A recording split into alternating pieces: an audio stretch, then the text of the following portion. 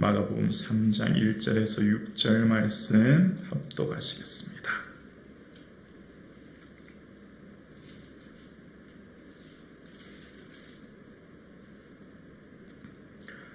마가복음 3장 1절에서 6절입니다. 함께요. 예수께서 다시 회당에 들어가시니 한쪽 손 마른 사람이 거기 있는지라. 사람들이 예수를 고발하려 하여 안식일에 그 사람을 고치신가 주시하고 있거늘 예수께서 손 마른 사람에게 이르시되 한가운데 일어서라 하시고 그들에게 이르시되 안식일에 선을 행하는 것과 악을 행하는 것 생명을 구하는 것과 죽이는 것 어느 것이 옳으냐 하시니 그들이 잠잠하거늘 그들의 마음이 완악함을 탄식하사 노하심으로 그들을 둘러보시고 그 사람에게 이르시되 내 손을 내밀라 하시니 내밀매 그 손이 회복되었더라.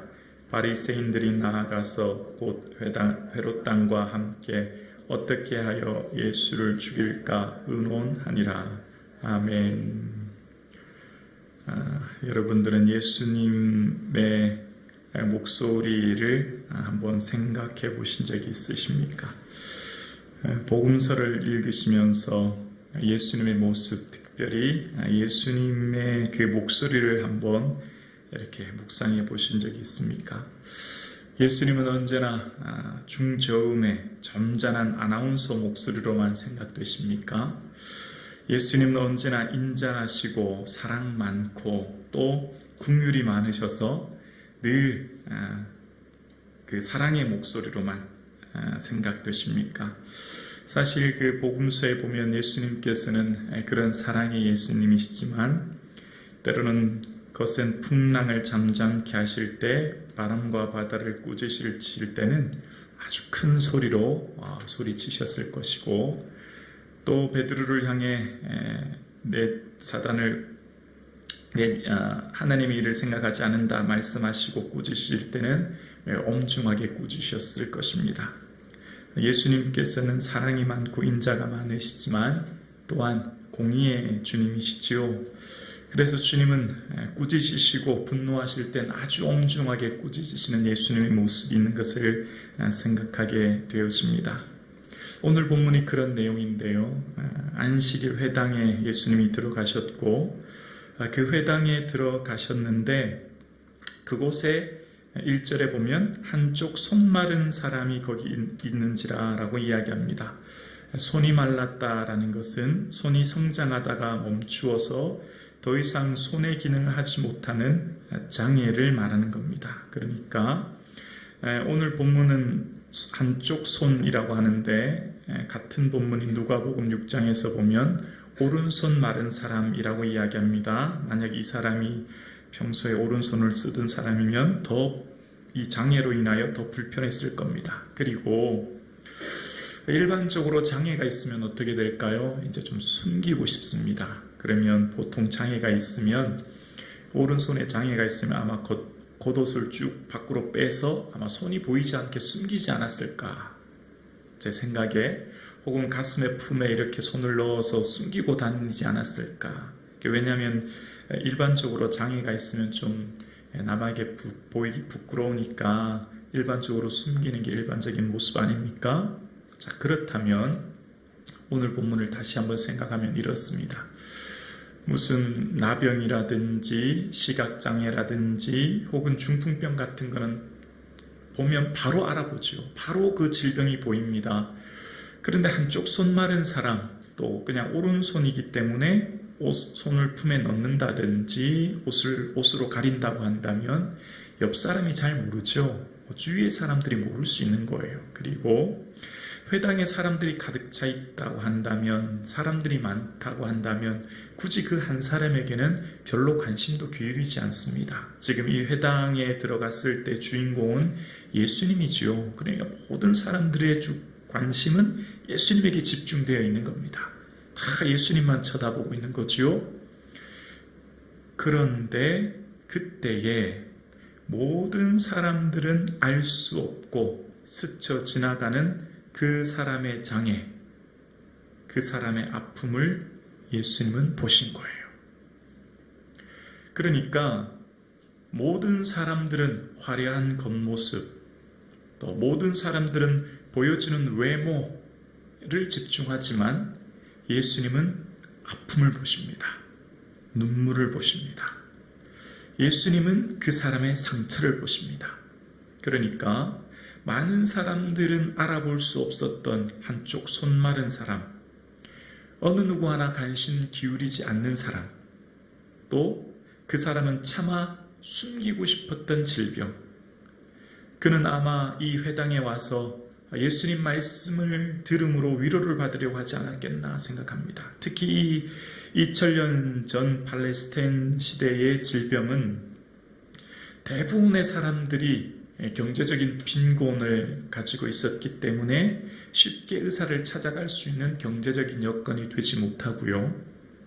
또 그렇기 때문에 당연히 이 질병은 하층민으로 전락하는, 빈곤층으로 전락할 수밖에 없는 이 악순환의 고리가 이 질병입니다. 그러니까 질병에 걸렸다고 하는 것은 단순하게 그 사람만의 고통이 아니라 온 가족의 고통이 되고, 또 그로 말미암아 그 사람이 만약 한 집안의 가장이라고 하면 이 경제적인 빈곤으로 내몰리는 고통을 겪게 되는 것이 질병이에요. 그러니까 질병은 그 한 사람뿐만 아니라 온 가족 전체의 아픔이었고 그 눈물이었다라는 거예요. 자, 그럴 때 모든 사람들은 보지 못하는 그 질병을 예수님은 주목하셨고, 예수님의 관심은 아픔, 상처, 눈물에 관심을 기울였습니다. 그런데 2절에 보면 사람들의 관심은 달라요. 2절에 보니까 사람들이 예수를 고발하려 하여 안식일에 그 사람을 고치려는가 주시하고 있거늘 이라고 이야기합니다. 자, 여기서 사람들은 종교 지도자들이죠. 바리새인과 서기관 같은 사람들은 예수님이라고 하는 분이 갑자기 등장해서 사람들에게 막 인기를 끌기 시작하는 거예요. 어느 순간 예수라고 하는 분이 나타나더니 사람들이 그를 따르기 시작하니까 종교 지도자들은 자기들의 영향력이 축소되고 자기들의 당장의 이익이 줄어들 것을 고민하기 시작합니다. 그리고 이제 그 갑자기 등장한 이 예수라고 하는 사람을 어떻게 하면 고발할까? 마치 덫을 놓고 사냥감을 기다리는 사냥꾼처럼 어떻게 하든 예수를 고발하려고 주시하고 있는 상황이 오늘 본문의 상황인 것을 알 수 있습니다. 주시하다라고 하는 원어의 뜻은 죄인이 악인을 죽이기 위해 기회를 엿볼 때 쓰는 단어이거든요. 그러니까 예수님은 뭘 보셨다고요? 아픔을 보셨어요. 상처를 보셨어요. 예수님은 우리의 아픔과 상처에 관심이 많은데 이때 사람들, 또 종교 지도자들은 사람들의 아픔에는 전혀 관심이 없습니다.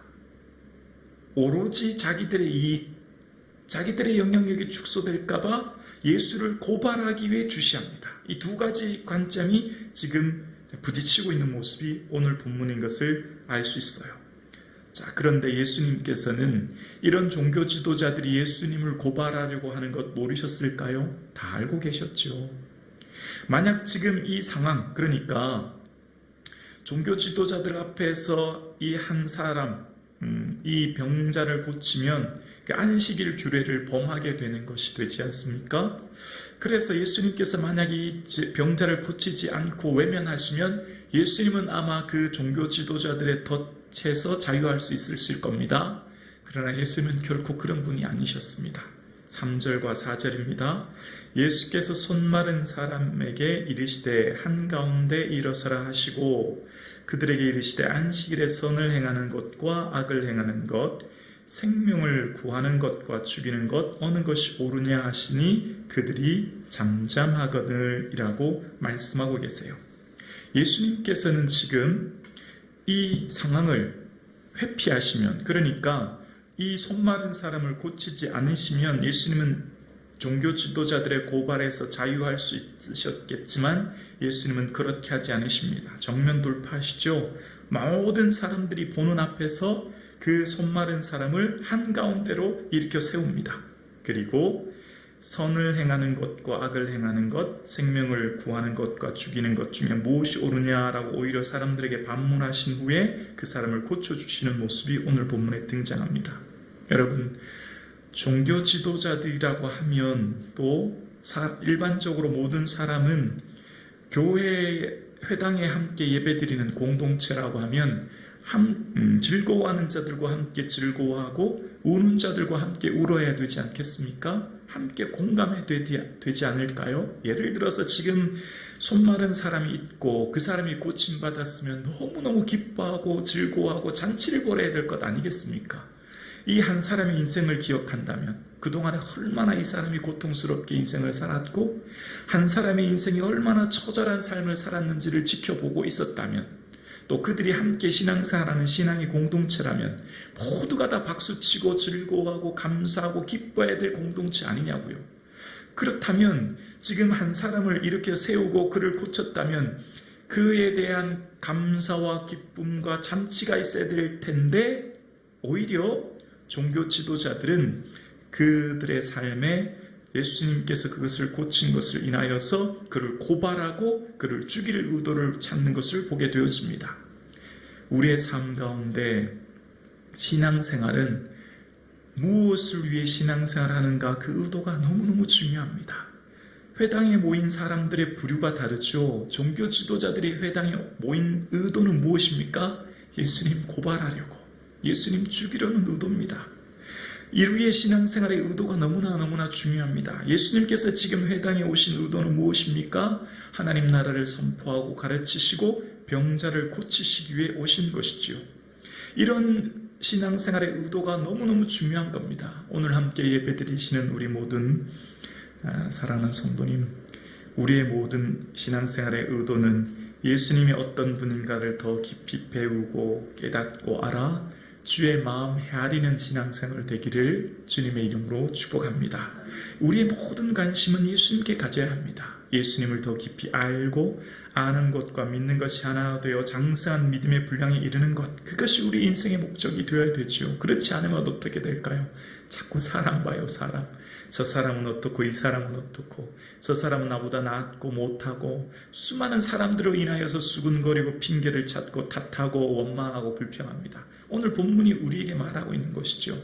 신앙생활의 모든 동기는 예수 그리스도가 되어야 하고 주님을 바라봐야 된다는 것을 오늘 본문은 우리에게 말하는 겁니다. 자, 그럴 때 예수님께서 너무너무 마음이 아프셔서 예수님께서는 5절에 이렇게 말씀하십니다. 그들의 마음이 완악함을 탄식하사 노하심으로 그들을 둘러보시고 그 사람에게 이르시되 손을 내밀라 하시니 내밀매 그 손이 회복되었더라.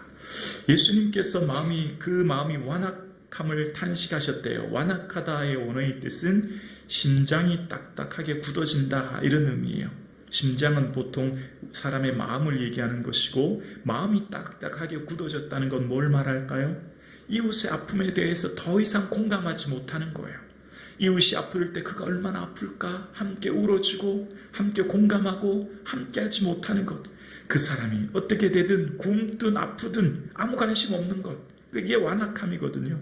그러니까 예수님께서 지금 이 완악함 때문에 탄식하셨을 뿐만 아니라 5절에 보면 어떻게 하셨냐면 노하셨대요. 여러분, 예수님은 언제나 인자하신 분이 결코 아니에요. 서두에 말씀드렸죠. 예수님은 언제나 무슨 방송국에 나오는 아나운서처럼 중저음의 아나운서처럼 인자하신 모습으로 늘 그런 모습만 보이시는 게 아니에요. 때로는 거칠게 분노하시고 때로는 화내시고 책망하시는 분이 예수님이셨어요. 그 책망하시는 그 분노의 핵심에는 사람들의 완악함이 들어져 있었다는 겁니다. 타인의 아픔에 공감하지 못하고 타인이 어떻게 되든 말든 오직 자기만 관심 기울이고 또 타인의 마음에 전혀 공감하지 못하는 그들을 인하여서 예수님께서는 노하셨다라고 오늘 본문은 말씀하고 계시는 것을 보게 되어집니다. 그리고 예수님께서는 그들을 둘러보셨다는 겁니다. 둘러보다는 원어의 뜻은요, 비판적인 표정으로 쳐다보셨다는 겁니다. 너무나 화나시고 너무나 그들을 향해서 마음이 아프셨던 것을 이야기하고 계신 것을 보게 되어집니다. 오늘 이 시대는 주님을 닮는 분노의 마음이 있어야 합니다. 무슨 말이냐고요? 예수님은 나는 온유하고 겸손하니 라고 말씀하셨습니다. 예수님의 그 마음은 늘 온유하고 겸손하십니다. 그런데 예수님은 분노하실 때가 있으셨어요. 악한 동기 때문에 말입니다. 그러니까 우리는 늘 말씀을 통해서 그런 묵상을 많이 합니다. 특히 잠언을 보면 잠언을 통해서 우리에게 끊임없이 얘기하는 게 있어요. 노하기를 더디하는 자는 사람의 슬기라. 노하기를 더디하는 자는 크게 명철하다. 노하기를 더디하는 것이 용사보다 낫고 라고 하는 표현이 끊임없이 등장하므로 잠언을 통해서 또한 성경을 통해서 우리가 늘 말씀을 읽을 때 우리가 가지는 생각은 노하는 것은 아주 나쁜 거구나. 노하는 것은 어리석은 거구나.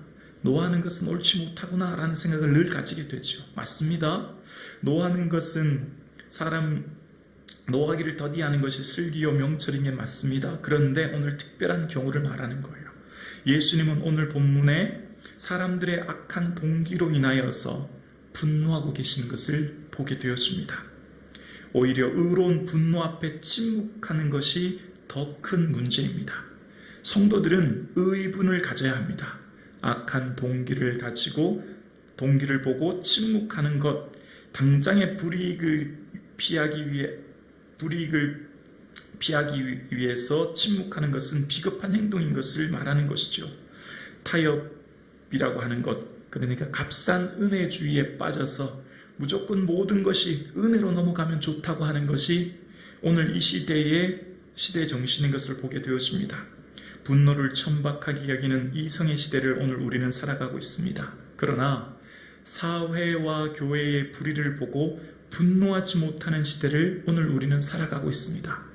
이런 것에 단호하게 예수님은 우리에게 말씀하시는 거예요. 당장의 악한 동기를 보고 내게 손해가 될까, 내게 불이익이 될까 보고도 못 본 채 하는 것에 대해서 침묵하는 것, 하나님은 결코 기뻐하지 않는다는 것이죠. 종교 지도자들의 그 완악함, 그 타인에 대한 공감하지 못하는 마음, 그리고 오로지 예수님을 모함하고 죽이려고 하는 그 악한 동기 앞에서 주님은 분노하셨듯이 주님께서는 우리에게 말씀하고 계신 것입니다. 성도의 의로운 분노는 오히려 성도답게 하는 것이고 성도의 정체성을 만드는 것이라고요. 예수님을 닮아가는 그리스도인의 참된 모습은 잘못된 동기 앞에서 의로운 분노로 성도의 삶을 구별되게 만드는 것이라고 하는 것을 보여주고 있습니다. 이 의로운 분노를 통해서 종교 지도자들의 잘못을 드러내시고 책망하시고 그들을 향해 분노하심으로써 하나님의 공의를 말씀하고 계시는 거예요. 오늘 함께 예배드리시는 사랑하는 성도님, 예수님께서는 손마른 사람들을 향해 고치시면서 종교 지도자들을 향해 분노하고 계신 모습을 오늘 본문은 우리에게 말씀하고 계십니다. 우리의 삶 가운데 이웃의 아픔에 함께 울고 함께 웃는 공감하는 마음이 있기를 주님의 이름으로 축원합니다. 또한 불의 앞에, 잘못된 것 앞에 아니오라고 말할 수 있는 진정한 용기와 그 의분이 저와 여러분의 가운데 있기를 주님의 이름으로 축원합니다.